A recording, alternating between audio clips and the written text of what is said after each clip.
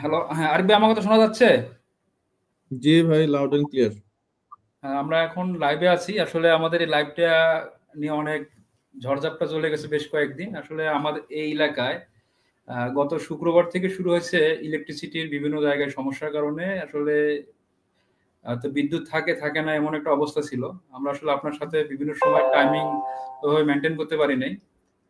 এখন আমরা লাইভটা আজকে অবশ্যই ইলেকট্রিসিটি ভালো থাকার কারণে আজকে লাইভটা করতেছি এটা আনঅ্যানাউন্স হিসাবে। আসলে ওইভাবে এর আগে কয়েকবার করা হয়েছে, অনেকে আগ্রহী ছিল। পরে আমরা আসলে নিজেরাই লজ্জিত আসলে টাইম টু টাইম এই জিনিসটা আসলে শেয়ার করতে পারিনি সকলের সাথে। আর দ্বিতীয়ত যেহেতু আহ আরিফ ভাই একটা মিনিট, শিওর। একটা মিনিট। সো ইন্টারেস্টিং ব্যাপার হচ্ছে যে আমরা এই 2 দিন যাবত যা ফেস করলাম, যে 2 দিন ধরে অ্যানাউন্স করে লাইভে আসার চেষ্টা করলাম। রহমান ভাই, অনেক ধন্যবাদ আমাকে ইনভাইট করার জন্য। এখন this is very much about life, আমাদের জীবনই এরকম। এবং আমরা যে ইটিপি গুলা যে অপারেট করি, ইটিপির যে বিভিন্ন ট্রাবল গুলা আসে, আসলে এভাবেই আসে। আমরা প্ল্যান করি একরকম, হয় একরকম। তো আমরা যদি প্রস্তুত থাকি এবং জীবনের যে শিক্ষাগুলা থেকে ইটিপিতেও প্রয়োগ করতে পারি, তাহলে আমাদের অনেক রকমের মানে এইসব আনএনাউন্স সিচুয়েশন গুলাও আমরা সুন্দর মতো হ্যান্ডেল করতে পারবো। তা আমাদের আসলে 2 দিন ধরে রহমান ভাই বলছিলেন যে আরিফ ভাই আসেন একটা লাইভ করে কিছু ভালো ভালো ডিসকাশন করি, কিছু নলেজ শেয়ার করি। তো আমিও 2 দিন প্রস্তুত ছিলাম। আজকে হঠাৎ করে মনে হলো যে ঠিক আছে, এবার অ্যানাউন্সমেন্ট ছাড়াই আসি। তো যারা সবার কাছে ক্ষমা প্রার্থী যে সবাইকে অপেক্ষা করানোর জন্য, প্লাস আরেকবার ডাবল ক্ষমা প্রার্থী আজকে হঠাৎ করে আনএনাউন্সড আসার জন্য। কারণ হচ্ছে যে সিচুয়েশন কখন কি অবস্থায় থাকে। আজকে ভাবলাম যে যেহেতু কথা দিয়েছি আসবো, সো এসেই পড়লাম আর কি। দেখা যাক, যারা আছেন তারা একটু আম, উৎসাহ দিবেন জয়েন করে, এবং বিভিন্ন প্রশ্ন করে, প্রশ্ন যেগুলা লাইভ স্ট্রিমে যতটুকু আনসার করতে পারবো চেষ্টা করব। আর যতটুকু বাকি থাকে শেষের দিকেও চেষ্টা করব। আদারওয়াইজ আমরা অ্যাকচুয়ালি এই ওয়াটার বা ইটিপি লাইনে যারা আছি, একে অপরকে মোরালেস চিনি। তো তখন আমরা হয়তো অফলাইনেও কানেক্ট করে নিতে পারবো। দেখা যাক, আজকে শুরু করা যাক।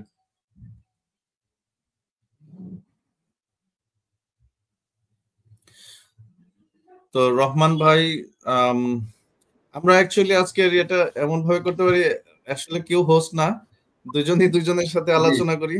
আমি রহমান ভাইয়ের পরিচয়টা দেই, রহমান ভাই আমার পরিচয়টা দিবে। এইভাবে করতে পারি। তো আব্দুর ঠিক রহমান আছে। ভাই হচ্ছেন, আম, লাবিব লাবিব গ্রুপের, উনি বহু বছর ধরে আছেন, এবং লাবিব গ্রুপে নাইস কটন বিশেষ করে এই ফ্যাক্টরিটাতে উনি ইটিপিটা দেখেন, এসিআর দেখেন। উনি মানে এখন তো আহ, ওনার আসলে খুব ভালো পারফর্ম করার কারণে মানে একজন একজন কি পার্সন, মানে আপনি go to person actually nice কটনে। যদি ইটিভি বিষয়ক বা এসিআর বিষয়ক কোনো প্রশ্ন থাকে বা কোনো ইয়ে থাকে, বায়াররা ওনাকেই চিনে। এবং আহ, আমি ছোট করে বলি যে আহ, Labib group, particularly nice cotton আমার কাস্টমার, আমার কোম্পানির কাস্টমার। আমরা সেখানে আম, একটা এমবিআর ইটিপি সাপ্লাই করেছি, এবং টেকনিক্যাল সলিউশনস প্রোভাইড করেছি অল থ্রু, শুরু থেকে শেষ পর্যন্ত এভরিথিং। সো এই সুবাদে আব্দুর রহমান ভাইয়ের সাথে পরিচয়, এবং টেকনিক্যাল বিষয়, বিভিন্ন বিষয়ে আমাদের অনেক ঘন ঘনই যোগাযোগ হয়ে থাকে। আম, উনি নিজেও একজন এক্সপার্ট ইটিভি বিষয়ে, এবং এমবিআর বিষয়ে তো অবশ্যই। তো তারপরেও নলেজের তো কোনো শেষ নেই। আমি নিজেও দাবি করি না যে আমি খুব সুপার এক্সপার্ট। আজকে লাইভে এসে আমি যতটুকু মনে করি যে আম, বলা প্রয়োজন, বা আমার ব্যক্তিগত অভিজ্ঞতাগুলা এখানে শেয়ার করতে পারি। তো সেই হিসাবে রহমান ভাই বলছিল যে অনেক অ্যাডভান্স বিষয়গুলোতে আমরা আলোচনা করতে পারি। কিন্তু আজকে আমি জানি যে লাইভে অনেক রকম অডিয়েন্স থাকবেন, তো সবার কাছে হয়তো সেম ইন্টারেস্ট থাকবে না বিশেষ করে অ্যাডভান্স লেভেলে। তো আমরা সব বিষয়ে আলোচনা করব, বেসিক টু অ্যাডভান্স এভরিথিং, যখন যেটা আসে আলোচনায়। এরকম হয়তো লাইভ আরো সুযোগ আসবে। আজকে যে কয়টা প্রশ্ন বাকি থাকবে সেগুলো হয়তো পরবর্তী লাইভেও আলোচনা করা যেতে পারে। তো শুরুতেই এত ভূমিকা না দিয়ে আমরা আসলে বলতে শুরু করতে পারি। তো রহমান ভাই, আপনি শুরু করতে পারেন আপনার পার্টটা।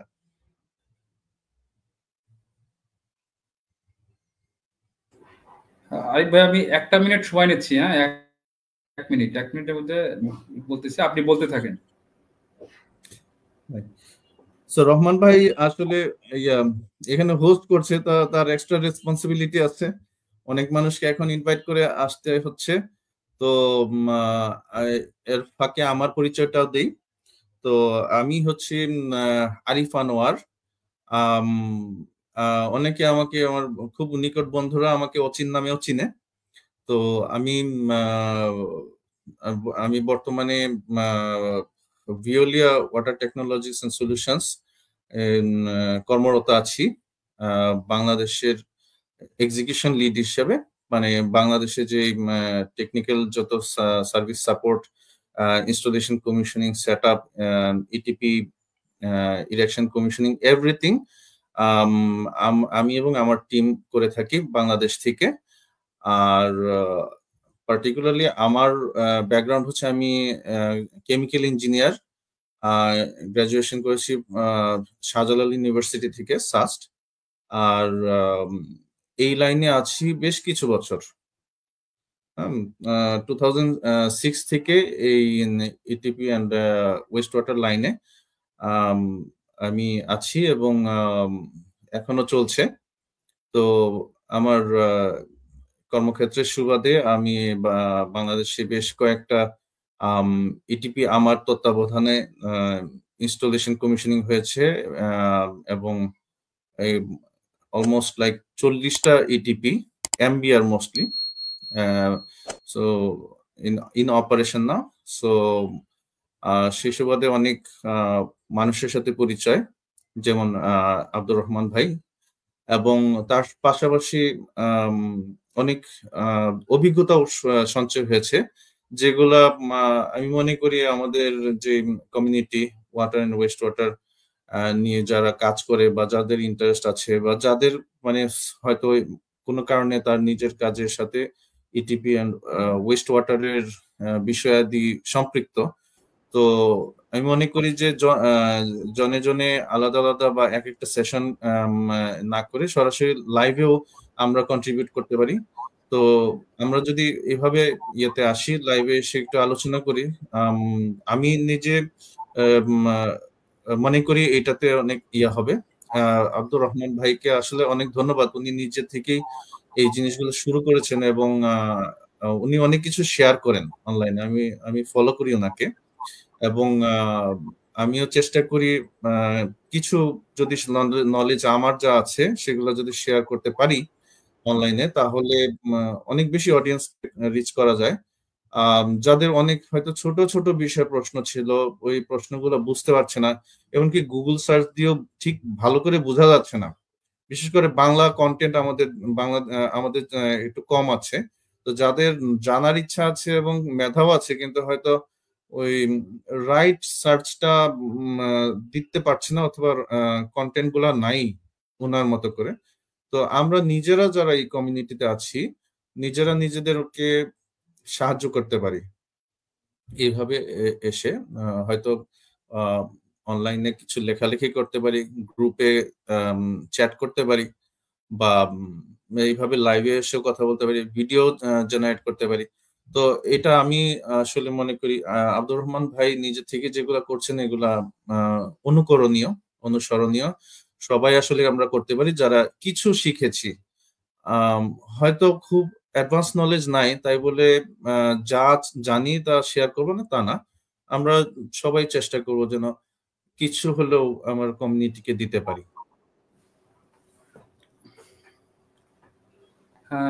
আসসালামু আলাইকুম। ওয়ালাইকুম হ্যালো। আসসালাম। হ্যাঁ, আরিফ ভাই আপনার সাথে আসলে যোগাযোগটা অনেক দিন ধরেই করব লাইভটা আসলে লাইভ বিভিন্ন সমস্যার কারণে লাইভটা করা হয় না। যেহেতু আজকে আনঅ্যানাউন্স হিসেবে আমরা শুরু করছি লাইভটা। তো অনেকে হয়তো জানে না। অনেকে হয়তো আমাদের ফেসবুকের পোস্ট দেখে বিভ্রান্ত হচ্ছে যে আজকে লাইভ করতেছে না কেন? অনেকে ফোন দিচ্ছে, মেসেজ দিচ্ছে। আর যেহেতু আজকে হঠাৎ করে হয়ে যাচ্ছে আমরা হঠাৎ করেই কিছু মানে আনুষঙ্গিক বিষয় নিয়ে কথা বলবো। তার মধ্যে হচ্ছে যেটা আমাদের আজকের যে এই লাইভের যে মূল থিমস যে এমবিআরই টিভি নলেজ শেয়ারিং। এখন দেখা যাচ্ছে যে অনেকেরই প্রশ্ন আমরা যে এমবিআরই টিভি নিয়ে বা বায়োলজিক্যাল টিভি নিয়ে আমরা আরো বেশ কিছু লাইভ করব আপনার সাথে। আপনি আসছেন বাংলাদেশের এমবিআরই টিভি বা ইটিভি জগতের প্রফেসর হিসেবে আমরা আপনাকে মানি। বিশেষ করে যখন 2017 সালের দিকে যখন আমরা এমবিআরই টিভি আপনাদের কাছ থেকে পারচেজ করি তখন কিন্তু আপনাদের এই কোম্পানির নাম ছিল সুয়েজ ওয়াটার টেকনোলজি। এখন হয়তো নামটা চেঞ্জ হয়ে গেছে। আপনি হয়তো এগুলা আমাদেরকে স্টেপ বাই স্টেপ বলবেন যে আসলে কি কারণে নাম চেঞ্জ হলো বা আর এমবিআরই টিভির যে কেন মানুষ এমবিআরই টিভি করবে আর আমরা কেন অ্যাডভান্স লেভেল বলতেছি এই ট্রিটমেন্ট লেভেলটাকে।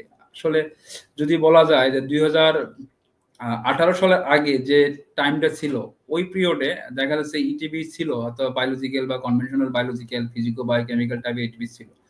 ওই টিভি গুলো আসলে ওইভাবে ট্রিটমেন্ট যে ইফিসিয়েন্সি আমরা কিন্তু ইটিভি জগৎটা শুরু হয়েছে অনেক আগে থেকে। তো আপনি ভালো জানেন আমার সাথে। কিন্তু আমরা অ্যাডভান্স লেভেল যদি পার করি সেক্ষেত্রে দেখা যাচ্ছে হয়তো 2015 সাল বা 2014 সালের পর থেকে একটু ইটিভিতে আস্তে আস্তে ডেভেলপ হচ্ছে বিভিন্ন সাইট নিয়ে বা বিভিন্ন প্যারামিটার নিয়ে বিভিন্ন গভর্নমেন্ট থেকেও কিছুটা আসছে। এই বিষয়গুলো নিয়ে আপনার সাথে আমরা কিছু জানবো। তার আগে আমরা আপনার পরিচয় আপনি দিয়েছেন, আমার পরিচয় আপনি দিয়েছেন। আপনাকে অনেক থ্যাংক ইউ। আর যে বিষয়টা প্রথম প্রশ্ন যেটা সেটা হচ্ছে মানুষ কেন এমবিআরই টিভি করবে বা ফ্যাক্টরি ম্যানেজমেন্ট মালিকেরা এই এমবিআরই টিভির প্রতি কেন আসবে এই জিনিসটা যদি আপনি একটু ক্লিয়ার করতেন প্রথম। জি, রহমান ভাই অনেক সঙ্গত প্রশ্ন করেছেন এবং পয়েন্টগুলো নিয়ে আমরা যদি অনেক আলোচনা করতে চাই সেটাও সম্ভব। তো এর জন্য আমরা আগে একটু আমাদের এটা সেট করে নিই আমাদের টাইম টার্গেটটা। আজকে আমরা চেষ্টা করব 1 ঘন্টা ভেতর যতটুকু সম্ভব হয় আলোচনা করতে। হয়তো 1 ঘন্টার একটু বেশিও হতে পারে। তো এটা হচ্ছে সিচুয়েশন উইল টেল। আমরা যেমন গত 2 দিন ধরে চেষ্টা করছিলাম কানেক্ট করার কিন্তু টেকনিক্যাল প্রবলেম হচ্ছিল না। তো এর মধ্যে আমরা র‍্যাপ আপ করার চেষ্টা করব। তো এটা একটা জিনিস। আরেকটা জিনিস হচ্ছে যে আব্দুর রহমান ভাই আমার মনে হয় যেহেতু হঠাৎ করে আনঅ্যানাউন্সড হয়েছে এই লাইভটা আপনি পাশাপাশি একটু চেষ্টা করবেন যেন সবাই জানে, সবাই যেন লিঙ্কটা পায়। বিশেষ করে আমাদের এমবিআর এর জন্য এবং ইটিপির জন্য কয়েকটা ভালো কমিউনিটি গ্রুপ আছে ফেসবুকে, তাদেরকে একটু জানিয়ে দিবেন। হ্যাঁ, আমি গ্রুপে অলরেডি শেয়ার করে দিছি। হয়তো অনেকে জয়েন করতেছে, হয়তো অনেকে কাজের কারণে জয়েন করতে পারতেছে না। আর যারা জয়েন করতে পারবে না যেহেতু এটা ফেসবুক লাইভে থাকবে তারা পরবর্তীতে দেখে নিতে পারবে যদি মনে করে যে আমার এই লাইভটা দেখা দরকার। আচ্ছা, তারা কি এই লিংক থেকে জয়েন করতে পারবে নাকি এটার অন্য লিংক আছে? আপনি যেহেতু না, এই ফেসবুক লিংক থেকে তারা জয়েন করতে পারবে। ওকে, একটু দেখবেন যেন সবাই জানে। বিশেষ করে ওই যে ইটিপি অল সলিউশনস নামে একটা গ্রুপ আছে, MBR ETP pro support solutions নামে গ্রুপ আছে, আপনার নিজের পেজ আছে, একটু দেখবেন যে সবাই এটা জানতে পারে। আমরা চাই যে কজন পারে জয়েন করুক এবং আমরা আসলে প্রশ্নগুলাও চাই, কারণ প্রশ্নগুলো হলে ইন্টারঅ্যাক্টিভ ডিসকাশনে অনেক ভালো লাগবে আর কি। আর ওকে, আপনার যে প্রশ্ন ছিল যে ঠিক আছে আমাদের দুজনেরই পরিচয় জানতে পারলাম।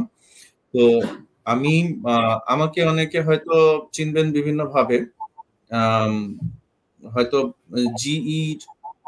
জিইর আরিফ ভাই অথবা সুয়েজের আরিফ ভাই। আমার আরেকটা এখন নতুন পরিচয়, সেটা হচ্ছে আমি ভিওলিয়ার আরিফ ভাই। এখন মানে ভিওলিয়াতে আছি, জব সুইচ করে না, এটা অনেকে কনফিউজ হয়ে যায় যে এটা কি নতুন কোম্পানি নাকি এটা আরিফ ভাই কি নতুন জবে ঢুকলো, সেটা কোনোটাই না। অ্যাকচুয়ালি ভিওলিয়া ভিওলিয়া কোম্পানিটা সুয়েজকে অ্যাকোয়ার করে নিছে। ভিওলিয়া একটা বেশ বড় কোম্পানি, গ্লোবালি অনেক বেশি রেকগনাইজড। বাংলাদেশে হয়তো এই নামটা খুব একটা ইয়া না, খুব বেশি পরিচিত না, বিশেষ করে মানে ইয়ার লেভেলে, মানে কনজিউমার বা একেবারে জনগণের লেভেলে হয়তো পরিচিত না, কিন্তু ভিওলিয়া বাংলাদেশে আছে আপনার ইন্ডাস্ট্রিয়াল সেক্টরে এবং বিশেষ করে গভর্নমেন্ট লেভেলের এটা বাংলাদেশের প্রেজেন্স আছে। কিন্তু মোস্টলি ইন্টারন্যাশনাল সেক্টরে ভিওলিয়া হচ্ছে পৃথিবীর সবচেয়ে বড় water solutions provider company. And সুয়েজও তাই ছিল। আমি যখন সুয়েজে ছিলাম, সুয়েজও অ্যাকচুয়ালি একটা global water solutions, water and waste water solutions provider company ছিল। তো সুয়েজকে অ্যাকোয়ার করে নেওয়ার কারণে এখন আমরা কম্বাইন্ডলি একটা টিম, এবং ভিওলিয়া বর্তমানে আমরা ভিওলিয়া হিসেবে পরিচিত হচ্ছি নতুন করে। যদিও same team, same infrastructure, same goal, everything, আমরা সলিউশন সেম দিচ্ছি, হয়তো আরেকটু বেশি পরিমাণে, যেহেতু ভিওলিয়ার নিজস্ব টেকনোলজিও আছে, নিজস্ব সলিউশনস আছে, সেগুলাও আমরা এখন অনেকটা কমপ্লিমেন্ট হিসেবে অ্যাড করে নিতে পেরে এখন আমরা আরো স্ট্রঙ্গার হিসেবে বাংলাদেশে। তো বাংলাদেশে আমাদের সুয়েজের আগে আমাদের এই সেম টিমটা জির আন্ডারে ছিল।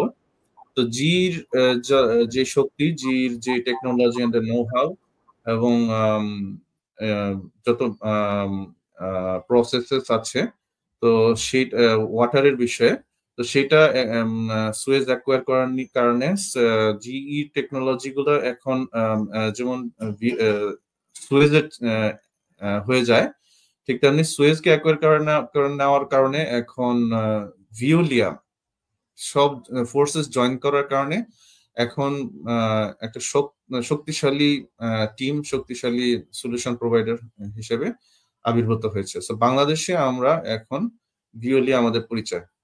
তো এটা আমি যে অনেকে হয়তো পরে জয়েন করেছেন তাদের জন্য জ্ঞাতার্থে বলছি যে সুয়েজ যে নামটা ছিল এতদিন, Suez WTS, Suez water technologies and solutions, এখন Veolia water technologies and solutions. এটা same team, same technology, everything same. So আমাদেরকে শুধু এই নতুন নামে দেখতে পাবেন। হ্যাঁ, তো বাংলাদেশে আমাদের যেটা আমি শুরুতে বলেছিলাম 40টার মতো, আমি মতো বলছি এই কারণে যে নাম্বার অলওয়েজ বাড়ছে, প্রতিনিয়ত আমাদের নাম্বার বেড়ে চলছে। সো এখন পর্যন্ত 40টার মতো ইটিপি অপারেশনে আছে। এগুলা এমবিআর ইটিপি, এবং এই এমবিআর ইটিপি আমি এখানে আছি এই গ্রুপে নিয়ারলি 8 ইয়ার্স। সো 8 ইয়ার্স এর ভিতরে অনেক মানুষের সাথে পরিচয় হয় এবং টেকনোলজিক্যাল বিভিন্ন ধরনের এক্সপিরিয়েন্স হয়, ইনস্টলেশন কমিশনিং থেকে শুরু করে ট্রাবল শুটিং, তারপরে হচ্ছে অপারেশনস, ডিজাইন রিলেটেড, এবং এমনকি বিভিন্ন ধরনের ইয়ের সাথেও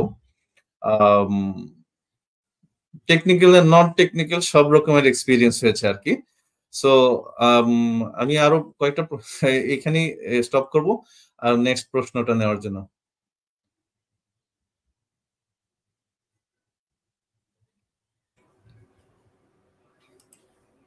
রহমান ভাই, আমরা কি জানতে পারবো, কোনো কেউ যদি প্রশ্ন করে আমরা কি দেখতে পাবো? হ্যাঁ, আমি বললে আপনি দেখতে পারবেন, আমি বলে দিচ্ছি আপনাকে। তো সেক্ষেত্রে আরিফ ভাই যেটা বললাম যে হ্যাঁ, এই এমবিআর ইটিভির সাথে যদি আপনি কনভেনশনাল বায়োলজিক্যাল ইটিভি যদি একটু কম্পেয়ার করেন, এই বিষয়টা অনেকে জানতে চাচ্ছে যে কেন আমরা আসলে বায়োলজিক্যাল থেকে এমবিআর এ যাব, বা এমবিআর সাথে বায়োলজিক্যাল ইটিভির যে সম্পর্ক, এই যদি একটু ডিটেলস বলতেন যে এমবিআর টিবি এবং বায়োলজিক্যাল টিবি এই দুটো টিবি এর মধ্যে একটু পার্থক্য যদি বলতেন। ওকে, সো আপনার একটা আর্লিয়ার প্রশ্ন ছিল, আমি হয়তো ওইটা আনসার করিনি, তো একসাথে করছি। এমবিআর টেকনোলজিটা অ্যাকচুয়ালি কি, আমি অ্যাকচুয়ালি হঠাৎ করে আজকে জয়েন করার কারণে প্রিপারেশন নিয়ে বসি নাই, তো আমি রিকোয়েস্ট করবো সবাইকে হয়তো আপনাদের সবার একটু কল্পনা শক্তিটা মানে মাথায় কল্পনা করে নেওয়ার চেষ্টা করবেন। আমি যেভাবে বলি ওইভাবে যদি হয়তো বুঝতে সহজ হবে যদি আপনার এই ইমাজিনেশন ক্যাপটা অন করে নেন। তো এমবিআর আমি বোধহয় অনেকে জানেন, আমাকে যারা চিনেন, আমি সাধারণত টার্মিনোলজি জিনিসটাতে থেকে যাই না, কোনো ডিসকাশনে যদি যাই সেটা কনসেপ্ট থেকে যাই। যেমন হচ্ছে আপনি যদি বলেন এমবিআর কি, সহজ ভাষায় বলা যায় যে membrane bioreactor. So membrane bioreactor, okay, এটা আবার কি জিনিস? মেমব্রেন বায়োরিয়েক্টর আমি নাম বলতে পারার মধ্যে কোনো মাহাত্ম্য নাই যদি না আমি এটা আসলে এটা কি জিনিস, এটা এটা কেন কেন আলোচনার বিষয়, আদৌ এটা আমরা কেন আলোচনা করছি সেটা সেটা যদি না জানি আসলে তাহলে আমার নলেজ ফুলফিল না। যেমন অনেক নলেজই আমরা জানি না, এর বেশিরভাগ কারণ হচ্ছে সম্ভবত আমাদের দরকার নাই জানার। যেমন সূর্যের তাপমাত্রা কত ডিগ্রি সেলসিয়াস এটা আমিও জানি না, আমার বিশ্বাস এখানে যারা জয়েন করেছে অনেকেই জানে না, কিন্তু সেটা আসলে কি আমার জানার দরকার আছে? এটা যে জানার দরকার সে জানলে চলবে। ঠিক তেমনি এমবিআর কেন জানা দরকার, এটাও আবার আমাদের জানা দরকার যে এমবিআর কি। মানে এমবিআর জাস্ট তার ইয়েটা ফুল মিনিংটা জানতে পারলে বা তার নামটা বলতে পারা মানেই যে আমি জেনে গেলাম তা না। আচ্ছা, অনেক বেশি মানে ইয়েটা ভূমিকাতে বেশি কথা বলে ফেলছি। তো মেমব্রেন বায়োরিঅ্যাক্টর হচ্ছে আপনার এক ধরনের বায়োলজিক্যাল ইটিপি।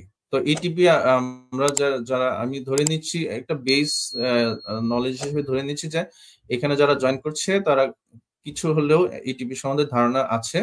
যেমন ইটিপি হচ্ছে ওয়েস্ট ওয়াটার ট্রিটমেন্ট প্লান্ট, বা অ্যাকচুয়ালি যেভাবে টার্মিনোলজিটা আসছে সেটা হচ্ছে এফ্লুয়েন্ট ট্রিটমেন্ট প্লান্ট। তো ইটিপি বা এফ্লুয়েন্ট ট্রিটমেন্ট প্লান্ট বা অন্যভাবে বলতে পারেন ওয়েস্ট ওয়াটার ট্রিটমেন্ট প্লান্ট, এটার এটা পারপাসটা হচ্ছে পরিবেশ বান্ধব করে বর্জ্য পানিকে ট্রিটমেন্ট করা, বা বর্জ্য ইন্ডাস্ট্রি থেকে হোক বা ডোমেস্টিক সোর্স থেকে হোক। সাধারণত আমরা ইন্ডাস্ট্রির কথাই বলে থাকি, ডোমেস্টিক সোর্স থেকে বা মিউনিসিপাল থেকে হতে পারে। তো সেক্ষেত্রে ওয়েস্ট ওয়াটার ট্রিটমেন্ট প্লান্ট বলা হয়ে থাকে বা সিওয়েজ ট্রিটমেন্ট প্লান্টও হয়ে থাকে। তো ঘুরে ফিরে টেকনোলজি একই, নাম যাই হোক না কেন। তা সেটা আমি বললাম যে শুরুতেই যে terminology is not the way to go. হ্যাঁ, কনসেপ্টটা আগে বুঝি। তো এটিপি এসটিপি বা ওয়েস্ট ওয়াটার ডব্লিউডব্লিউটিপি যাই বলি না কেন, এগুলো হতে পারে আপনার কেমিক্যাল বেসড, এগুলো হতে পারে বায়োলজিক্যাল বেসড। কারণ কি, ওয়েস্ট ওয়াটারের মধ্যে আসলে থাকে কি, ওয়েস্ট ওয়াটারের মধ্যে থাকে হচ্ছে পচনশীল জিনিস। মানে বর্জ্য পানি যদি আপনার পরিবেশে ছেড়ে দেন, সেটা আপনি যেমন ঘরে আপনার ধরেন অনেকদিন ধরে আপনি সলিড ওয়েস্টের কথাই ধরেন, অনেকদিন ধরে আপনি ময়লা ফেলছেন না বাসা থেকে, তাই না? তাহলে কি হইতে পারে, বাসায় এটা পচন ধরা শুরু করবে। মানে এটা তার সময় হলেই সে পচা ধরবে, বা পরিবেশ থেকে প্রাকৃতিক ভাবে জীবাণু বা ব্যাকটেরিয়া এসে তাকে পচানো শুরু করে দেবে। তো তার মানে কি, আমি যদি এটা তার মানে আমি ঘরে রেখে দিলে যদি পচে, তার মানে বাইরে যখন ফেলে দিচ্ছি সেটাও কিন্তু পচে, তাই না? তো এইটা সলিড ওয়েস্ট থেকে যদি আমি বুঝি, তাহলে এটাও বুঝি যে পানির মধ্যে যদি বর্জ্য থাকে, সেটা সেটা দ্রবীভূত আকারে থাকতে পারে অথবা জাস্ট ভাসমান আকারে থাকতে পারে। তো সেটা সেটা যদি আমি পরিবেশে ছাড়ি, তার মানে পরিবেশে গিয়ে পচতে পারে। পচনটা আমি মানে out of sight out of mind, আমাদের সাধারণত এই কেসটা হয় যে আমরা যখন যখন দেখি না তখন মনে করি এটা, মানে এটা নিয়ে আমরা ভাবি না। আমাদের চোখের সামনে যখন থাকে না তখন ভাবি না, কিন্তু 2 দিন ধরে যদি বাসায় ময়লা পড়ে থাকে তখন গন্ধ থেকে আমরা বুঝতে পারি যে আসলে এটা খুব খারাপ জিনিস, মানে এটা পরিবেশটা নষ্ট করে দিচ্ছে, আমার বসবাসের জায়গাটা নষ্ট করে দিচ্ছে। তো আমি যেখানে ফেলে দিচ্ছি সেটাও কিন্তু সে নষ্ট করে, আমি যেখানে ফেলি সেখানে নষ্ট করে। তো পরিবেশের নিজস্ব কিছু ক্ষমতা আছে পচনশীলতা হ্যান্ডেল করার। আগের দিনে হয়তো আমাদের এত সমস্যা ছিল না, কারণ আমরা মানুষ ছিলাম কম, এবং যারা যে কয়জন মানুষ ছিল একসাথে এতগুলা মানুষ থাকতো না। যেমন আমরা যখন শহর কেন্দ্রিক জীবনযাপন শুরু করেছি তখন একসাথে অনেক মানুষ হওয়ার কারণে, ইন্ডাস্ট্রিয়ালাইজেশন যখন করেছি তখন একসাথে অনেক মানুষ আসা শুরু করেছে এবং এক জায়গায় অনেক বেশি দূষণ শুরু হয়েছে, এবং পরিবেশ যেটা সেলফ সাস্টেনেবিলিটির যে মেকানিজম সে আর নিতে পারছে না। এর জন্য পরিবেশকে আমাদের হেল্প করতে হয় যে আমরা যেন ওয়েস্ট ওয়াটারকে ট্রিটমেন্ট করে ফেলি। এটা বেসিক নলেজ ইটিপির জন্য, বা ইটিপি বলেন, এসটিপি বলেন, ওয়েস্ট ওয়াটার WWTP বলেন, কনসেপ্ট সেম, যে আমি পরিবেশকে যা দিচ্ছি পরিবেশের জন্য ক্ষতি না করে সেটা ট্রিটমেন্ট করে দেওয়া। বিশেষ করে পচনশীলতাটা জন্য ইটিপিতে অনেক রকমের ট্রিটমেন্ট দেওয়া থাকে। তো পচনশীলতাটার পরিমাপটাই হয় বিওডি আর সিওডি থেকে। আমরা অনেকেই জানি, আমরা এই ট্রেডে যারা আছি তারা অনেকেই এই টার্মগুলো শুনে থাকি, বিওডি আর সিওডি। তো আবার বলছি যে টার্ম আমার কাছে ইম্পর্টেন্ট না, তাও বলছি বিওডি হচ্ছে বায়োকেমিক্যাল অক্সিজেন ডিমান্ড আর সিওডি হচ্ছে কেমিক্যাল অক্সিজেন ডিমান্ড। এটা যা অনেকেই জেনে থাকি আমরা, কিন্তু এগুলো আসলে ভাই আমরা এগুলো প্রশ্ন পরবর্তীতে যাব, যেটা আমরা একটা স্টেপে যাব, যেহেতু নলেজ শেয়ারিং অন এমবিআইটিভি। আমরা যেহেতু এমবিআইটিভি কেন, আমরা আপনাকে একটা করে প্রশ্ন করবো, আপনি একটা করে প্রশ্নের অ্যান্সার দিবেন, যাতে আমাদের যারা আছে ইটিভি জগতে, যারা ইটিভিতে কাজ করে বা যারা বিভিন্ন ধরনের সাস্টেনেবিলিটি বা এনভায়রনমেন্টালে কাজ করে বা ইসিআর হিসেবে আছে, তারা যেন জানতে পারে যে এমবিআইটিভি আসলে কি। এখন বাংলাদেশে যদি আমি বলি একটু ছোট করে, যে বাংলাদেশে এখন যে সকল ইন্ডাস্ট্রি আছে তারা কিন্তু আসলে একটা কঠিন সময় বলেন বা একটা গুড সময়ের মধ্যে যাচ্ছে, দুটো মিলে। এখন টেক্সটাইল জগতে যে সকল ইন্ডাস্ট্রিতে ইটিভি প্ল্যান আছে, বা যেখানে ডাইং থাকবে বা যেখানে ওয়েস্ট ওয়াটার বা ওয়াটারে ইউজ হবে সেখানে ইটিভি থাকবে। এখন মানুষ কোন ধরনের ইটিভি ইউজ করবে? আজকে আমরা যখন শুরুর দিকে যদি আমি বলি, শুরুর দিকে আমরা বায়োকেমিক্যাল থেকে শুরু, এরপর ইলেকট্রোকোয়াগুলেশন, এরপর বায়োলজিক্যাল, এরপর আমরা অ্যাডভান্স লেভেলে আসছি বা এমবিআইটিভি টেকনোলজিতে আসছি। এরপরে কোন টেকনোলজি আসবে হয়তো আমরা জানি না, হয়তো নতুন কোনো টেকনোলজি আসতে পারে। এখন আপনার কাছে আমার প্রশ্ন হচ্ছে, এমবিআইটিভির প্রসেসটা আপনি বলবেন, যে এমবিআইটিভির ইন থেকে আউট পর্যন্ত এই একটা প্রসেস বলবেন, যেহেতু এখানে অনেকে আছে হয়তো এমবিআইটিভিতে অনেকে জব করে না, হয়তো জানতে পারবে আপনার মুখ থেকে যে এমবিআইটিভির এই প্রসেস। এখন আমরা পরবর্তীতে আরো আপনার কাছে অনেক প্রশ্ন আছে, অনেকে কমেন্টস করতেছে, কমেন্টসের অ্যানসার গুলো আমরা দিব। আমরা এখন এমবিআইটিভির প্রসেসটা জানবো আপনার কাছ থেকে। ওকে, ঠিক আছে। রহমান ভাই তো আছেনই, আমি যদি বেশি কথা বলা শুরু করি তাহলে রহমান ভাই স্টপ করাবে। তো রাইট, আমরা অ্যাকচুয়ালি সময় স্বল্পতার কারণে আমাদের অ্যাকচুয়ালি চুজ করতে হচ্ছে কতটুকু বলবো। তো ঠিক আছে, আমরা ইটিপির টেকনোলজি গুলাতে একটা একটা করে যাই। যেমন হচ্ছে যে ইটিপি হতে পারে আপনার কেমিক্যাল, যেটা বললাম কেমিক্যাল ট্রিটমেন্টের মাধ্যমে কোয়াগুলেশন ফ্লোকুলেশন মেথডে ট্রিটমেন্ট হয়। যদিও এটা বলা হয়ে থাকে ফিজিকো কেমিক্যাল মেথড, সেইটা ডিটেইলিং এখন বলতে যাচ্ছি না। তো মূলত একটা chemical actually physical process, but chemical দিয়ে করা হয়। তো তারপর হচ্ছে আপনার বায়োলজিক্যাল প্রসেস, বায়োলজিক্যাল এটিপি হয়ে থাকে। বায়োলজিক্যালও অ্যারোবিক হতে পারে, অ্যানারোবিকও হতে পারে। তো সাধারণত কেমিক্যাল ইটিপি গুলা, ছোট ইটিপি গুলাতে কেমিক্যাল প্রসেসটা ইউজ করা হয়ে থাকে, কারণ কেমিক্যাল প্রসেসে একটু সুবিধা আছে, সেটা হচ্ছে যে খুব দ্রুত, মানে অল্প জায়গার ভিতরে ট্রিটমেন্ট হয়ে যায়, স্পেস কম লাগে।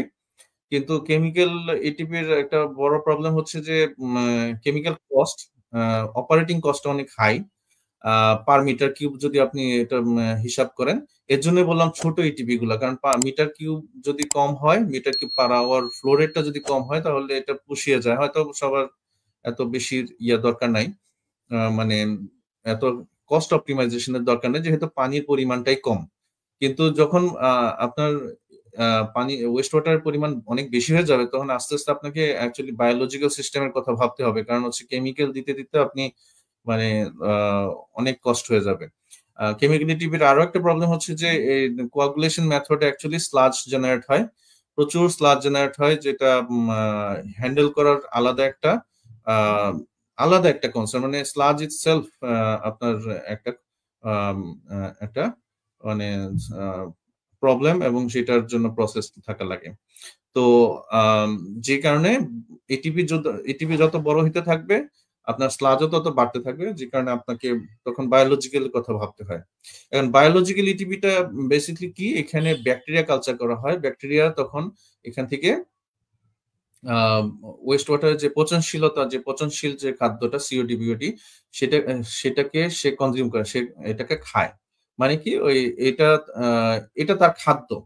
তো ব্যাকটেরিয়াকে আমরা যেটা বললাম যে এটা যদি আমরা বাইরে ফেলে দিই তখন সে পচা শুরু করে। তো আমার দরকার হচ্ছে যে এটা আমি নিজের কন্ট্রোলের ভিতরেই আমি এটাকে পচাবো, মানে ব্যাকটেরিয়া দিয়ে আমি এটিপির কাজই এটা বায়োলজিক্যাল সিস্টেমে এটা করে থাকে। তা এটার জন্য এটার মেইন কম্পোনেন্টটা হচ্ছে, আমি যদি প্রি ট্রিটমেন্ট আর পোস্ট ট্রিটমেন্ট বাদ দিই, যে মেইন কম্পোনেন্ট সেকেন্ডারি ট্রিটমেন্টটাই হচ্ছে আপনার বায়োলজিক্যাল। ব্যাকটেরিয়া দিয়ে ওয়েস্ট ওয়াটারের যে ওয়েস্ট পার্টটা ওইটাকে কনজিউম করা হয়, বিশেষ করে সিওডিবিওটি যদি আপনি বলেন, ক্ষেত্র বিশেষে নাইট্রোজেন ফসফরাসও ট্রিটমেন্ট করা হয় এইভাবে। আর সেইটার প্রসেসটা কি, মূলত অ্যারোবিক এর কথা যদি বলি, খুব বেশি ডিটেইলে যেতে পারছি না সময়ের স্বল্পতার কারণে। তো সাধারণত বায়োলজিক্যাল ইটিপি হয় বাংলাদেশে আমাদের অ্যারোবিক ব্যাকটেরিয়া কালচার করে করা হয়ে থাকে। আর সেটা আপনার অ্যানারোবিক যে নাই তা না, বাট অ্যারোবিকটাই মোস্টলি প্রিডমিনেন্টলি অ্যারোবিক ব্যাকটেরিয়া বাংলাদেশে ইউজ করা হয়ে থাকে ইটিপি গুলোতে। সেটা আপনার পিওরলি বায়োলজিক্যাল ইটিপিতে হতে পারে অথবা বায়োকেমিক্যাল ইটিপিতে হতে পারে। যেমন মানে আপনার একটা হাইব্রিড সিস্টেম, মানে কেমিক্যাল এটিপির কেমিক্যাল পার্টটা ট্রিটমেন্টের পরে বায়োলজিক্যাল পার্টটা আসে। তো যে বায়োকেমিক্যাল ইটিপি যেটা কথা বললাম, বাংলাদেশের শুরুর দিকের ইটিপি গুলো এরকমই ছিল, কেমিক্যাল ফলোড বাই বায়োলজিক্যাল। তো এই দুই ক্ষেত্রেই আপনার বায়োলজিক্যাল পার্টটাতে কি থাকে, একটা অ্যারেশন ট্যাঙ্ক থাকে, এটাকে অ্যারেশন ট্যাঙ্ক বলা হয়ে থাকে বা বায়োরিয়েক্টর ট্যাঙ্ক বলা হয়ে থাকে। এখানে ব্যাকটেরিয়া কালচার করা হয়। আর তারপরে থাকে সেকেন্ডারি ক্লারিফায়ার। মানে কি, যখন আমি এখানে ওয়েস্ট ওয়াটার ফিড দিচ্ছি অ্যারেশন ট্যাঙ্কে বা বায়োরিয়েক্টর ট্যাঙ্কে, যখন আমি ওয়েস্ট ওয়াটার দিচ্ছি তখন ব্যাকটেরিয়া এটা থেকে যে ওয়েস্ট পার্টটা, সেটা তার জন্য ফুড, সেটা খেয়ে ফেলে। খাওয়ার পরে বাকি থাকে কি আপনার এখানে ব্যাকটেরিয়া আর ট্রিটেড যে ওয়েস্ট ওয়াটারটা, সেটা চলে যায় আপনার ক্লারিফায়ারে। তো ক্লারিফায়ার এই ক্লারিফায়ারকে আবার সেকেন্ডারি ক্লারিফায়ার বলা হয়ে থাকে, কারণ বা বায়োলজিক্যাল ক্লারিফায়ার বলা হয়ে থাকে। এই ক্লারিফায়ারের কাজটা হচ্ছে সলিড লিকুইড সেপারেশন। সলিডটা আমরা জানি এখানে ব্যাকটেরিয়া, আর লিকুইডটা হচ্ছে ট্রিটেড ওয়াটার। তো ক্লারিফায়ারের কাজ হচ্ছে পানিটাকে সেপারেট করে, পানি এবং সলিডটাকে সেপারেট করে দেওয়া, যাতে করে আমরা সলিডটাকে আবার রেখে দিতে পারি, রিটার্ন স্লাজের মাধ্যমে আমরা ফেরত নিব। কারণ সলিডটা এখানে ফেলে দেওয়ার জন্য না, এটা অ্যাকচুয়ালি ব্যাকটেরিয়া, তো ব্যাকটেরিয়াটাকে আমি রেখে দিব, আর পানির পার্টটা উপর থেকে ওভারফ্লো করে যাবে। তো এই ওভারফ্লো পানিটাই হচ্ছে আপনার ট্রিটেড ওয়াটার হিসেবে ধরে নিতে পারেন। পরবর্তীতে যদি আপনি টারশিয়ারি ট্রিটমেন্ট করতে চান অথবা আপনার কমপ্লায়েন্স মিট করার জন্য যদি প্রয়োজন পড়ে, সেটা আপনি করতে পারেন। সো বেসিকলি এটা হচ্ছে বায়োলজিক্যাল সিস্টেম বা অ্যারোবিক্স সিস্টেম বা অ্যাক্টিভেটেড স্লাজ প্রসেস বলা হয়ে থাকে। তো অ্যাক্টিভেটেড স্লাজ প্রসেসে আমি বেসিকলি কি বললাম, একটা পার্ট হচ্ছে আপনার অ্যারেশন ট্যাঙ্ক, একটা পার্ট হচ্ছে ক্লারিফায়ার বা বায়োলজিক্যাল ক্লারিফায়ার। এই অ্যাক্টিভেটেড স্লাশ প্রসেসে ক্লারিফায়ারের বটম থেকে স্লাশটা রিটার্ন করা হয়ে থাকে, আর উপর থেকে পানিটা চলে যায়। তো অ্যারেশন ট্যাঙ্কে আবার ফিরে নিয়ে আসা হয় স্লাশটা। এই হচ্ছে বেসিক অ্যাক্টিভেটেড স্লাশ প্রসেস। তো এখন যদি আমি বায়োলজিক্যাল সিস্টেম আরেকটু অ্যাডভান্স কথা চিন্তা করি, যে এই ক্লারিফায়ারের পার্টটাতে কি হয়, বা ক্লারিফায়ারের আপনার যে ওভারফ্লো করে যে পানিটা যায়, এটা যদি ফ্লো একটু বেশি হয় বা স্লাজ গুলা যদি একটু গুড়া গুড়া হয় বা আনহেলদি স্লাজ হয়, মানে স্লাজের সাইজ গুলা যদি যেটা ফেভারেবল না হয়, তাহলে হয় কি এই ক্লারিফায়ার থেকে পানির সাথে স্লাজ ভেসে চলে যেতে পারে। তার মানে কি ক্লারিফায়ার একটা লিমিটেশন আছে। ক্লারিফায়ার অ্যাকচুয়ালি সম্পূর্ণভাবে পানিটাকে সেটল করতে পারে, মানে স্লাজটাকে সেটল করতে পারে না। পানির সাথে কিছুটা গুঁড়া গুঁড়া স্লাজ চলে যায়। তার মানে আমার যদি কোনো স্পেশাল রিকোয়ারমেন্ট থাকে সিওডি বিওডি, যে আমি একদম কম সিওডি চাই, একদম কম বিওডি চাই, তাহলে এই ক্লারিফায়ার দিয়ে পুরোপুরি এই কোয়ালিটি আনা সম্ভব না। দ্বিতীয়ত হচ্ছে যে আমি ক্যাপাসিটি অ্যাচিভ করার জন্য আমাকে অনেক বড় ক্লারিফায়ার নিতে হয়। কারণ হচ্ছে যে আমি যেটা আমরা বুঝতে পারছি যে ওভারফ্লো করে যখন পানিটা যাচ্ছে, পানির সাথে গুঁড়া গুঁড়া স্লাজ চলে যায়। আমি যদি ফ্লো বাড়ায় দিই তাহলে স্লাজ ভেসে যাওয়ার পরিমাণও বেড়ে যাবে। তার মানে এটা কোনো পজিটিভ ব্যারিয়ার দিতে পারতেছে না, সলিডটাকে আটকাইতে পারতেছে না পুরাপুরি, কিছুটা সে যাবেই। এবং আমি যখন ফ্লো বাড়াচ্ছি তখন বেশি করে সলিড চলে যাচ্ছে। তার মানে আমি যদি ফ্লো বাড়াইতে হয় আমাকে ক্লারিফায়ারের সাইজ বাড়াতে হবে, ডিজাইন ফেজে যদি বলি। আর অপারেশন ফেজে তো এটা সম্ভবই না। হ্যাঁ, তো সেই জিনিসটা যে কোয়ালিটি সেন্সে এবং স্কেল সেন্সে যে আমি ফ্লোর কত দিতে পারবো, এই দুইটাই কিন্তু লিমিট করে দিচ্ছে হচ্ছে ক্লারিফায়ারটা। তো এমবিআর আসে পিকচারে এই জায়গায়, যখন আমরা যদি আমরা ধরেন এই ক্লারিফায়ারটাকে রিপ্লেস করে দেওয়া যায় মেমব্রেন দিয়ে, অ্যারেশন ট্যাঙ্ক থাকবে, অ্যারেশন ট্যাঙ্ক যেমন ছিল এরকমই থাকবে, যদিও আরেকটু সাইজে ছোট করা যায়, সেটা আমি পরে আসছি কেন। তো ক্লারিফায়ারের যখন আপনার যে লিমিটেশন গুলা এগুলো ওভারকাম করা যায় মেমব্রেন দিয়ে। মেমব্রেনটা অ্যাকচুয়ালি এখানে যে মেমব্রেনটা ইউজ করা হয় এটা মোস্টলি আল্ট্রাফিল্ট্রেশন মেমব্রেন। এটা আবার আরো মেমব্রেনের মতো না। আল্ট্রাফিল্ট্রেশন মেমব্রেনের পোর সাইজ আরো মেমব্রেন থেকে একটু ভালো রকমের একটু বড় হয়।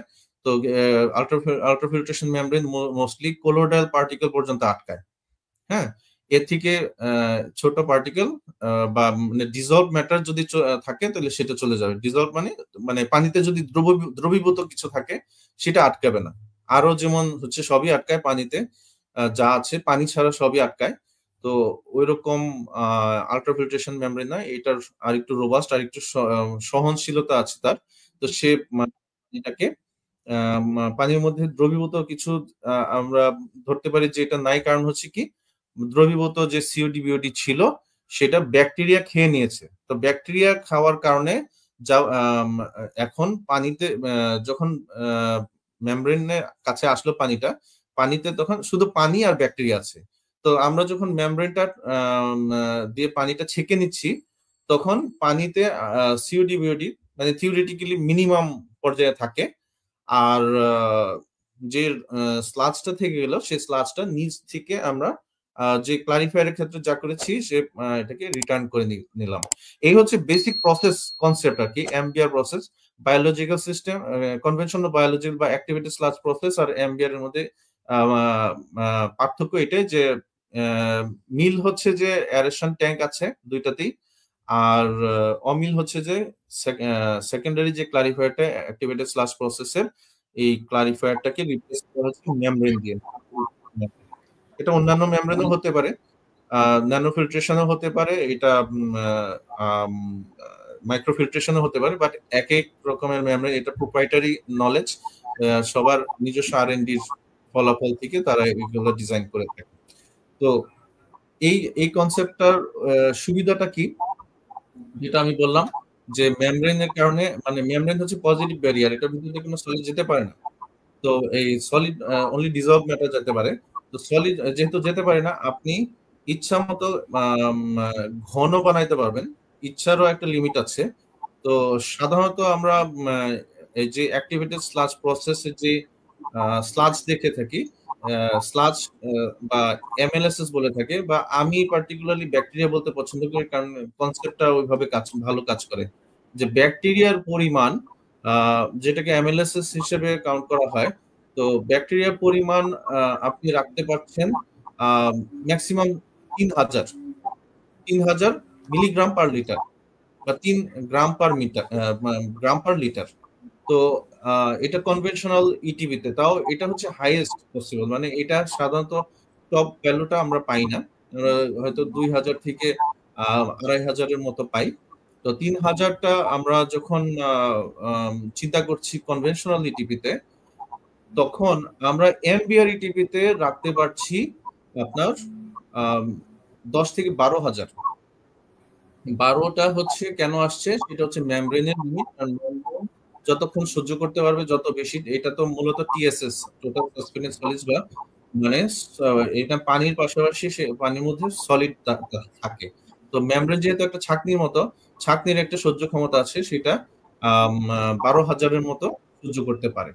তো 12,000 মিলিগ্রাম পার লিটার পর্যন্ত, তার মানে আপনি লিমিট আপনি রাখতে পারছেন। তো সেটা মেমব্রেন ট্যাঙ্কে যদি হয়, তাহলে এরেশন ট্যাঙ্কে হয়তো আপনি 10,000-এর মতো রাখতে পারছেন। তো 10,000 এমএলএসএস পর্যন্ত আপনার রাখতে পারা মানে কি, আপনি যদি মনে করেন 3,000, আচ্ছা 10 হিসাব সহজ করার জন্য আমি বলি, আপনার এরেশন ট্যাঙ্কে একটা বিল্ডিং এ আপনি যদি ভাবে চিন্তা করেন যে একটা গার্মেন্টস ফ্যাক্টরি ধরেন, গার্মেন্টস ফ্যাক্টরির কর্মী যারা আছে, তো কর্মীরা যখন একটা বিল্ডিং এ যে সিটিং অ্যারেঞ্জমেন্ট, যেভাবে বসে, যেভাবে কাজ করে, তা সেই জায়গায় ধরেন কোনো কারণে কোম্পানি মনে করলো ওকে আমি একটা স্মার্ট ম্যানেজার হায়ার করব, যে ম্যানেজার করবে কি আমার এই বিল্ডিং এর প্রোডাক্টিভিটি বাড়িয়ে দেবে। কিভাবে, যে অথবা অন্যভাবে বলতে পারেন যে আমাকে আরেকটা ছোট বিল্ডিং এ নিয়ে যাবে, সেম ওয়ার্কাররা থাকবে কিন্তু আরেকটা ছোট বিল্ডিং এ, তো এই বড় বিল্ডিংটা খালি করতে হবে, ছোট বিল্ডিং এ নিয়ে যাবে। তাহলে হলো কি, সেই ম্যানেজার করলো কি, ওই আপনার সেম ধরেন 1,000 ওয়ার্কার, 1,000 ওয়ার্কারকে ওই ছোট একটা বিল্ডিং এ ঠিকই বসায় দিল, কিন্তু সেখানে ভেন্টিলেশনের ব্যবস্থা করলো, সিটিং অ্যারেঞ্জমেন্টের ব্যবস্থা করলো, যাতে করে ওইখানে যে সুবিধাগুলো পাচ্ছিল সেম সুবিধাগুলো ছোট বিল্ডিং এ পাবে, কিন্তু মানে অল্প জায়গার ভিতরে সেম অ্যামাউন্ট কর্মীরা থাকবেন। সেক্ষেত্রে হবে কি, এই মেথডটাতে হচ্ছে কি, জায়গাটা বেঁচে গেল, কম জায়গার ভিতর কাজ হচ্ছে, কিন্তু ওয়ার্কার এবং তার আউটপুট সেম। তো সেই ক্ষেত্রে এমবিআর এর ক্ষেত্রে হয় কি, আমি যে অ্যানালজিটা ড্র করলাম এখানে, বেসিকলি আপনার এমবিআর এর ক্ষেত্রে হয় কি, সেম অ্যামাউন্ট অফ ব্যাকটেরিয়া যদি আপনি রাখেন তাহলে জায়গা কম লাগে। তো কারণ কি, এমবিআর আপনার যেহেতু পজিটিভ ব্যারিয়ার, এটার ভিতর দিয়ে কোনো সলিড যেতে দেয় না, তো সে করে কি আপনার 3 গুণেরও বেশি, 3 থেকে 4 গুণের মতো ব্যাকটেরিয়া রেখে দিতে পারে, যেটা কনভেনশনাল সিস্টেমে যে বায়োলজিক্যাল ক্লারিফায়ার সেটা করতে পারে না। এতে করে হয় কি, আপনার 3 থেকে 4 গুণ বেশি ব্যাকটেরিয়া থাকার কারণে আইদার আপনি বেটার কোয়ালিটি অফ আউটপুট পাবেন, অথবা আপনি অন্য সেন্সও যদি চিন্তা করেন যে আপনি অনেক ছোট বায়োরিয়েক্টর ট্যাঙ্ক দিয়ে আপনি কাজ করতে পারছেন। আমরা যেটা একটু আগে শুরুতে আমি যেটা বলেছিলাম যে কেমিক্যাল ইটিভিতে এবং বায়োলজিক্যাল ইটিভির মধ্যে যে বেসিক পার্থক্য, যে কেমিক্যাল ইটিভিটা ছোট হইলে হয়, বায়োলজিক্যালি একটু বড় হতে হয়। তো এই বায়োলজিক্যালি বড় হওয়ার প্রবলেমটা অনেকটা সমাধান হয় যদি এমবিআর করেন, কারণ এমবিআর করলে আপনার বায়োরিয়েক্টরটা অনেক ছোট করা যায়, যেহেতু ব্যাকটেরিয়া রিটেইন করা যাচ্ছে 3 থেকে 4 গুণ বেশি। তো বাংলাদেশে এমবিআর কেন মানে প্রসঙ্গটা আসে, কারণ বাংলাদেশে অ্যাকচুয়ালি আমি যেটা মনে করি সেটা হচ্ছে, বাংলাদেশ অ্যাকচুয়ালি একটা ইন্টারন্যাশনাল মার্কেট টেক্সটাইলের জন্য। টেক্সটাইল ডাইং, ওয়াশিং যে ইন্ডাস্ট্রি গুলো আছে, গার্মেন্টস যে রেডিমেড গার্মেন্টস যেগুলো বাংলাদেশে হচ্ছে, অ্যাকচুয়ালি এটা মোস্টলি ফর এক্সপোর্ট, অলমোস্ট মানে ইফ নট অল, মানে যা এখানে বাংলাদেশে ম্যানুফ্যাকচারিং হচ্ছে বেশিরভাগ ইন্ডাস্ট্রি গুলোই 100% এক্সপোর্ট ওরিয়েন্টেড। আর অন্যান্য যারা এক্সপোর্ট করে না, তারা অ্যাকচুয়ালি সাব কন্ট্রাক্টে সাপোর্ট দিয়ে থাকে, ওইটাও অ্যাকচুয়ালি এক্সপোর্টের উদ্দেশ্যে। তো এক্সপোর্ট যখন আমরা করব, তখন আমাদের চিন্তা করতে হবে আমাদের ওই গ্লোবাল স্ট্যান্ডার্ডে চলতে হবে, তাই না? গ্লোবাল বায়াররা যে মাপকাঠি দিয়ে দিবে সেইভাবে আমাদের চলতে হবে। তো আমরা যখন এভাবে চিন্তা করি যে আমাদের মানে গ্লোবাল স্ট্যান্ডার্ড চলতে হবে, তখন টেকনোলজি গুলোও হতে হবে সুপার মডার্ন এবং ফিউচার প্রুফ। মানে আমরা যখন ধরেন 2000 সালের দিকে যখন ইটিভি গুলো প্রথম দিকে আসা শুরু করে, কিছু কিছু কোম্পানি গুলো আসে যারা ইটিভি দিতে থাকে, তখন একরকম স্ট্যান্ডার্ড চলতো। তখন বাংলাদেশ গভর্নমেন্টের যে রেগুলার রিকোয়ারমেন্টস, যেমন সিওডি 200 নিচে থাকতে হবে, বিওডি 50 নিচে থাকতে হবে, এরকম রিকোয়ারমেন্ট ছিল। যদিও পুরোপুরি ফুলফিল হইতো না, তখন একরকমের ব্যাপার ছিল যে ইটিপি থাকলেই হলো। হ্যাঁ, ইটিপি থাকলেই হলো, ইটিপি আছে কিনা অপারেশনের ক্ষেত্রে প্যারামিটার তেমন একটা দেখা হতো না। মোস্টলি ম্যানেজারিয়াল ব্যাপারগুলো ছিল যে দেখে তারপরে ডকুমেন্টস হলেই হতো। তারপরে আসলো যে না, ইটিপি চলতে হবে এবং প্যারামিটার ওকে থাকতে হবে। আস্তে আস্তে হলো কি, প্যারামিটার ওকে থাকলেও হবে না, যে গভর্নমেন্ট মানে বাংলাদেশের লোকাল স্ট্যান্ডার্ড ফুলফিল হলে হবে না, গ্লোবাল স্ট্যান্ডার্ড ফলো করতে হবে। যেহেতু এটা এক্সপোর্ট প্রোডাক্ট, যে দেশে এক্সপোর্ট হচ্ছে সেই দেশেরও নর্মস ফুলফিল হতে হবে। তো আস্তে আস্তে একটা কমন প্ল্যাটফর্ম তৈরি হলো, কমন কিছু স্ট্যান্ডার্ড তৈরি হলো, যেমন বিএসআর স্ট্যান্ডার্ড। তখন আস্তে আস্তে আরিফ ভাই একটু শর্ট করে আপনার প্রশ্নগুলো অ্যানসার দিতে হবে, যেহেতু অনেকগুলো প্রশ্ন অলরেডি অনেকে কমেন্টসে বলছেন। ঠিক আছে, আমি এটা ক্লোজ করতে পারি যে এই বলে যে এমবিআরটা কেন আসে, এমবিআর কেন দরকার, যে আপনার গ্লোবাল স্ট্যান্ডার্ড এখন যেমন জেডডিএসসি চলছে টেক্সটাইল এন্ড লেদারের জন্য, জেডডিএসসি ফুলফিল করার জন্য অ্যাকচুয়ালি এমবিআর লাগবে। আর ফিউচারে যেটা আসছে, রিসাইক্লিং মাস্ট হয়ে যাচ্ছে, সবাইকে রিসাইক্লিং করতে হবে। তো রিসাইক্লিং এর জন্য রিসাইক্লিং রেডি প্লান্ট লাগবে, রিসাইক্লিং রেডি টেকনোলজি লাগবে। ভবিষ্যতে যদি আপনি আরো plant, reverse osmosis plant set up করতে চান, সেটার জন্য actually MBR is the best option. কারণ হচ্ছে কনভেনশনাল ইটিপিতে আপনার রিসাইক্লিং এর জন্য আবার আলট্রা ফিল্ট্রেশন হয়ে আসতে হয়, এবং আমাদের কিছু এক্সাম্পলস আছে যে সেটাও কাজ করে না সবসময়। কারণ আপনাকে মিনিমাম বিওডি তে থাকতে হবে, বিওডি লেস দেন 10 or 8, আরো ভালো হয় একেবারে 5 এর নিচে থাকলে, তখন হয়তো আপনার আরো প্ল্যান্ট কাজ করবে। এর থেকে বেশি হলে আপনার আরো প্ল্যান্ট ফেল করার চান্স আছে। তো অনেকগুলা কারণ আছে যে এমবিআর কেন, এটা বিস্তর আলোচনা করা যায়, সারাদিন কথা বললেও শেষ হবে না। জি ঠিক আছে, যেহেতু আপনার হচ্ছে আপনাদের তো বাংলাদেশে বেশ কিছু ইটিভি আছে, হয়তো 38 বা 40 মতো ইটিভি আছে, এমবিআর টেকনোলজি ইটিভি। সেক্ষেত্রে আপনারা তো হয়তো প্রতিটা ইটিভি থেকে হয়তো ওয়েস্ট ওয়াটার বা জেডডিসি টেস্টের যে প্যারামিটার গুলো আপনারা হয়তো কালেক্ট করেন মাঝে মাঝে। এতে আপনাদের ওয়েস্ট ওয়াটার ট্রিটমেন্টের এফিসিয়েন্সি কত পার্সেন্ট আসে বিওডি সিওডি, এটা কি কখনো করছিলেন? এফিসিয়েন্সি আসলে পার্সেন্ট আকারে বলাটা খুব একটা ফিজিবল না। আমরা সাধারণত আমরা প্ল্যান্ট কিভাবে ডিজাইন করে থাকি সেটা হচ্ছে যে আউটলেটে আপনার আমাদের বিওডি টার্গেটটা আমরা ধরি লেস দেন 10। যে প্র্যাকটিক্যালি এগুলা পাওয়া যায় বিভিন্ন ভ্যালু, যেমন হচ্ছে যে অপারেশনের পরে ধরেন সবগুলো ইটিপি হয়তো ফুল অপারেশনে হয় না সবসময়, আবার কিছু কিছু ক্ষেত্রে মানে একবার টাইট অপারেশন হয়, অনেক সময় প্যারামিটার আপস এন্ড ডাউনস থাকে। তো সেক্ষেত্রে আউটলেটে স্টিল আমরা সবসময় 10 এর নিচেই পেয়ে থাকি। এটা 10, কিন্তু কিছু কিছু ক্ষেত্রে 5, 6 এরকম থাকে। তো এটা হচ্ছে আমাদের বিওডির যে বায়োলজিক্যাল ট্রিটমেন্টের কারণে বিওডি এত পর্যন্ত নামতে পারে। আর সিওডি সাধারণত 70-80 এরকম পেয়ে থাকি, যেটা হচ্ছে আপনার টেক্সটাইল ইন্ডাস্ট্রিগুলোতে, টেক্সটাইল নিট ডাইং এন্ড এগুলোতে টিপিক্যাল। বাংলাদেশের নিট ডাইংটা বেশি, কিছু ইয়ার্ন ডাইং আছে, ওভেন একেবারে কম, আর কিছু ডেনিম আছে। তো এই সবগুলো ইন্ডাস্ট্রিতে আমাদের ফুটপ্রিন্ট আছে আর কি। আমাদের এই সাথে কিছু ফুড ইন্ডাস্ট্রিতেও আছে, এবং টোবাকো ইন্ডাস্ট্রিতেও আছে। তো আমরা সাধারণত এরকম দেখে থাকি যে COD, food and beverage and tobacco ইন্ডাস্ট্রিতে সিওডিতে একেবারে চলে আসে প্রায় 30-এর মতো। কিন্তু এগুলো স্টার্টিং সিওডি কিন্তু সাধারণত আরো বেশি হয়। স্টার্টিং সিওডি আমরা 800 থেকে 1000 ডিজাইনার ধরি এর জন্য, নিট ডাইং এর জন্য। আরিফ ভাই, আমরা দুই একটা প্রশ্নের অ্যানসার দেব, অনেকে কমেন্টস করছে, তো অনেকে আবার বলবে যে আমাদের কমেন্টস করলাম কোনো অ্যানসার দিচ্ছে না। এখানে আমি ওটাতে বেশি ইন্টারেস্টেড। মোহাম্মদ কবির হাসান ভাই প্রশ্ন করছেন যে বাংলাদেশের প্রেক্ষাপটে এমবিআর ইটিভি কতটা গুরুত্বপূর্ণ, এটা যদি একটু বলতেন শর্ট করে। আমি অনেকটাই অ্যাকচুয়ালি আনসার করে ফেলেছি, তো এটা এর জন্য আমি একটু শর্টে বলবো আর কি। যেহেতু প্রশ্ন এসেছে, প্রশ্নটা অনার করব যে বাংলাদেশে এমবিআর ইটিভিটা কেন কারণ অ্যাকচুয়ালি বাংলাদেশ মার্কেটটা লোকাল মার্কেট না, বাংলাদেশটা অ্যাকচুয়ালি গ্লোবাল মার্কেট টেক্সটাইল এর জন্য বিশেষ করে।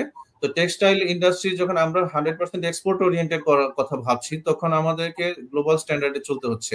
সো গ্লোবাল স্ট্যান্ডার্ড গুলো আপনি যদি দেখেন বাংলাদেশ কেন্দ্রিক হয়ে হিসাবে তৈরি করা, কারণ হচ্ছে যে Bangladesh is second to China for exporting ready-made garments and all type of textile goods.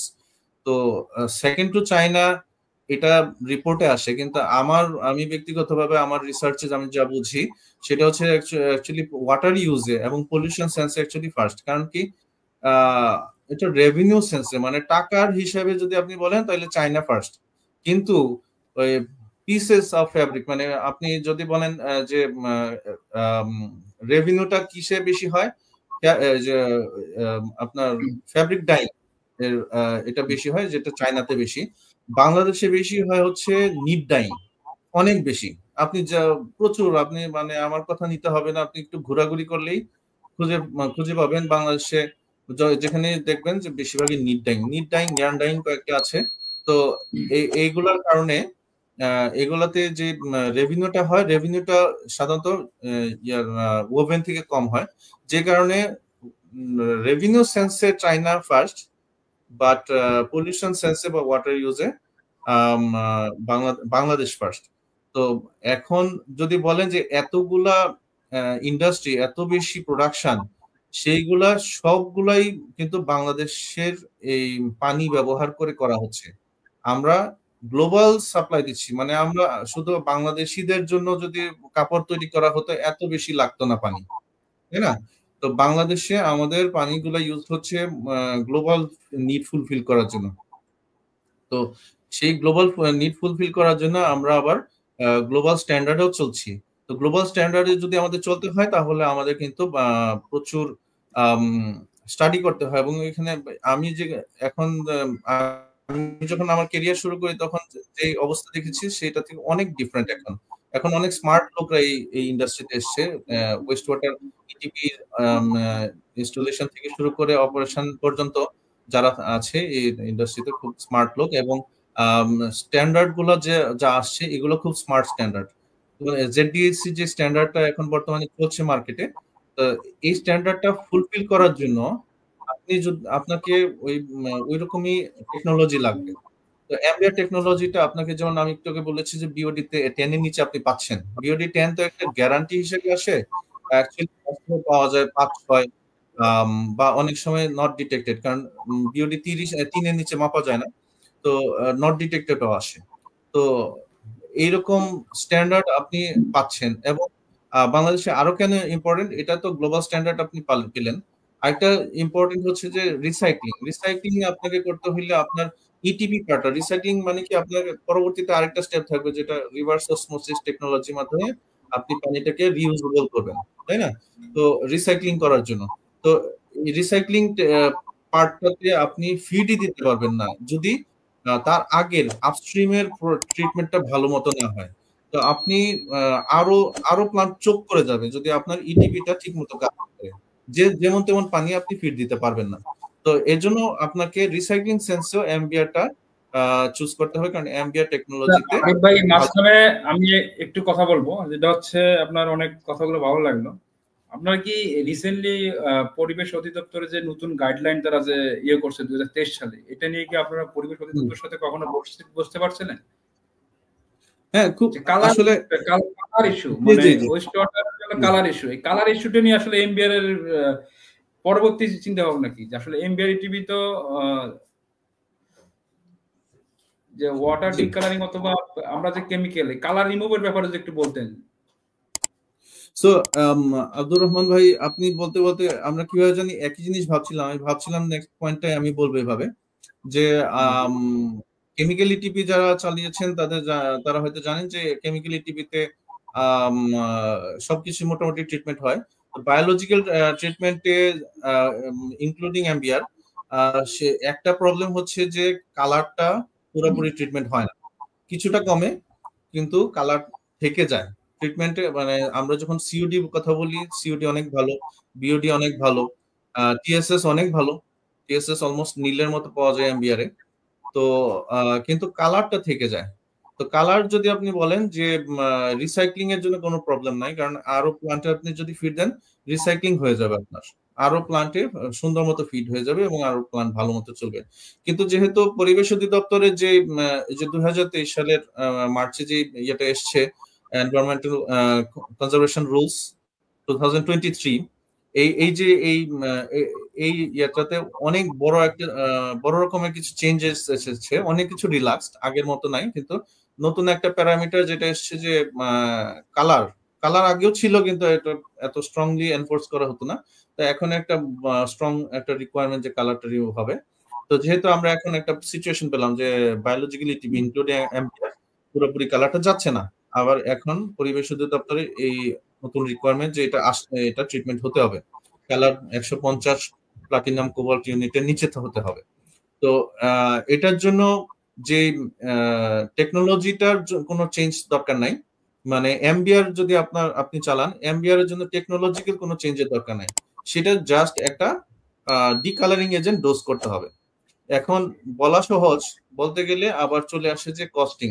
তো ডিকালারিং এজেন্ট রিসেন্টলি যে করোনার পরে যে ইয়েতে এসছে, যে বিভিন্ন জিনিসের দাম অনেক বেশি চেঞ্জ হয়ে গেছে। তো চেঞ্জ হওয়ার কারণে এখন ডিকালারিং এজেন্টের দাম যা এসে থেকেছে, এটাতে এখন অনেক বেশি এক্সপেন্সিভ এই মেথডটা। তারপর কিন্তু ঠিক আছে আরিফ ভাই, আমি একটু যদি বলি আপনাকে, সেটা হচ্ছে আমি অন্যভাবে বলবো। আমি এমবিআর টিভি কেন করব? একটা এমবিআর টিভি করতে গেলে হয়তো কয়েক কোটি টাকা লাগে বা কয়েক মিলিয়ন ডলার লাগে। এখন একটা বায়োকেমিক্যালি টিভি করতে গেলে হয়তো সামান্য কিছু টাকা হলে হয়তো করা যায়।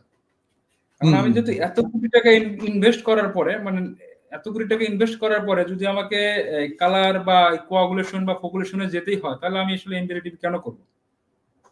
এটা বাংলাদেশের প্রেক্ষাপটের কথা বলতেছি। যদি এমনও গাইডলাইন হইতো যে পরিবেশ অধিদপ্তরের যে গাইডলাইন, যে বায়োলজিক্যালের একটা প্যারামিটার স্ট্যান্ডার্ড থাকবে, অথবা এমবিআর এর একটা থাকবে, বায়োকেমিক্যালের এক ধরনের প্যারামিটার গুলো থাকবে, যদি এই ক্ষেত্রে আসতো, যদি আমি ওভারঅল কস্টিং দিক চিন্তা ভাবনা করি, একটা এমবিআর টিভি তৈরি করতে গেলে 40 থেকে 50 কোটি টাকা টোটাল খরচ হয়ে যায়।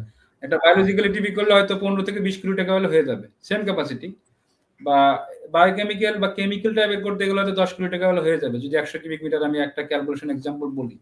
সেই ক্ষেত্রে আমি এত কোটি টাকা ইনভেস্ট করার পর যদি আউটপুট হিসেবে যদি আমি কোয়াগুলেশনে যে কালারের ইস্যুটা থাকে, সেই ক্ষেত্রে লোকাল যে এনভায়রনমেন্টের ক্ষেত্রে, সেই ক্ষেত্রে আপনাদের আসলে কোনো ইয়ে আছে কিনা, যে কোনো ধরনের অ্যাকশন প্ল্যান আছে কিনা, যে আমরা এই জায়গা থেকে আপনাদেরকে একটা সলিউশন বের করে দেব? জি, দেখেন, আপনি যে প্রশ্নটা করেছেন এটা কিন্তু ডিজার্ভ করে অনেক লম্বা সময়। তো আমি চেষ্টা করব অল্প সময়ের ভিতর বলার। তো ইটিপি তো একটা কি জিনিস, আপনার দেখেন এটা সাধারণত যখন একটা ইন্ডাস্ট্রি ওনার ইটিপির কথা ভাবে, যখন ইনভেস্ট করার চিন্তা করে, তখন তার সাইকোলজিতে কি কাজ করে? এটা কিন্তু গাড়ি কেনার মতো না, যে গাড়ি একটা শখ, আমি মানে ঠিক আছে আমার টাকা বেশি, আমি বেশি দামি গাড়িটা কিনবো। কিন্তু ইটিপি কিন্তু এরকম না, কি ইটিপি কেউ শখ করে করবে না যে আমি এটাতে বিলাসিতা করব, তাই না? তার 100% সবকিছুতে তার ক্যালকুলেশন থাকবে। তো আমাদের যে 40টা ইটিপি অপারেশন, সবগুলাতে এরকম ক্যালকুলেশন করেই করা হয়েছে। যেমন আপনার ধরেন, আমি যেটা বললাম, এমবিআর ইটিপিতে আপনি যখন মিলিয়নস অফ ডলার্স আপনি ইনভেস্ট করছেন, তখন মানে এই না যে মানে এটা জাস্ট করা লাগে তাই করছেন, এটা অনেক ক্যালকুলেশন আছে। যেমন এমবিআর ইটিপিতে একটু আগে যেটা আমরা বললাম, যে আপনার ওই জেডডিএসি যে প্যারামিটার আপনাকে অ্যাচিভ করতে হবে, হ্যাঁ, ওইটা গ্যারান্টি আকারে আপনি পাবেন না অন্য টেকনোলজিতে। এমবিআর এ আপনি গ্যারান্টির আকারে পাবেন। আপনি করে দেখতে পারেন, বায়োলজিক্যালি টিভি বা কনভেনশনাল প্রসেসর করে দেখতে পারেন, কখনো আপস থাকবে, কখনো ডাউনস থাকবে। এখানে একটা প্রশ্ন আছে ভাই, ছোট্ট করে আমি প্রশ্নটা যে বলি, সেটা হচ্ছে এমবিআর টিভিতে কিন্তু আপনার জেডডিএসসি প্যারামিটারের কথা বললে এখানে কিন্তু কালার আসছে। আমরা হয়তো পিটিসিও দিয়ে একটা আপনার রেঞ্জ তৈরি করতেছি কালারে, যে গভর্নমেন্ট যে স্ট্যান্ডার্ড যে ইউনিট দিছে, কিন্তু জেডডিএসসি ইউনিটটা কিন্তু ভিন্ন। জি, ওকে, আমি এই কালারটাতে কনভার্ট করব একবারে লাস্টের দিকে। হ্যাঁ, আপনি যে প্রশ্নটা করেছেন যে ইনভেস্টমেন্টের জাস্টিফিকেশন, হ্যাঁ, আমি আইদার ওইটাতে যেতে পারি অথবা মানে সময় অ্যাকচুয়ালি অনেক কম। তো ইনভেস্টমেন্ট কেন করবে, ইন্ডাস্ট্রি ওনাররা কেন ইনভেস্টমেন্ট করবে ইটিভিতে? আপনি যদি ওইভাবে দেখেন যে এটাতে স্পেস, একে তো হচ্ছে প্যারামিটার অ্যাচিভ করার জন্য আপনাকে অ্যাডভান্স টেকনোলজিতে যেতেই হচ্ছে, তাই না? যে জেডিএসসি অ্যাচিভ করার জন্য আপনাকে যেতেই হচ্ছে, অ্যাসপিরেশনাল যদি বলেন, যেটা আমি বললাম যে টাইম টাইম প্রুফটাও আপনাকে দরকার। মানে আপনি ফিউচারে নতুন নতুন স্ট্যান্ডার্ড গুলো আসতে থাকবে, তখন আপনাকে ওটার জন্য রেডি থাকতে হবে, রিসাইক্লিং এর জন্য যেমন রেডি থাকতে হবে। তারপরে হচ্ছে আপনার স্পেস সেভিং এর কথা যদি বলেন, অপারেটিং কস্টটাও এমনি কালার যদি বাদ দেন, অপারেটিং কস্টটাও কম কনভেনশনাল সিস্টেম থেকে এমবিআর এ, এবং স্পেস সেভিং, যে কারণে আপনার একই সাথে জায়গার যে খরচটা আপনার বেঁচে যাচ্ছে, জমিটা বেঁচে যাচ্ছে, এবং অ্যাসোসিয়েটেড যে সিভিলের খরচ সেটা বেঁচে যাচ্ছে অনেকখানি। তো সব মিলিয়ে যখন আপনি একটা চার্টে এক্সেলে বসাবেন, তখন আপনি দেখবেন যে আপনার ওভারঅল কস্টিং অ্যাকচুয়ালি বেশি না, বরং কম টোটাল কস্টিং আপনি যদি চিন্তা করেন। সো এখন তারপরও যখন কালার প্রশ্নটা আসে, কালারটা তো তার মানে অপারেটিং কস্টটা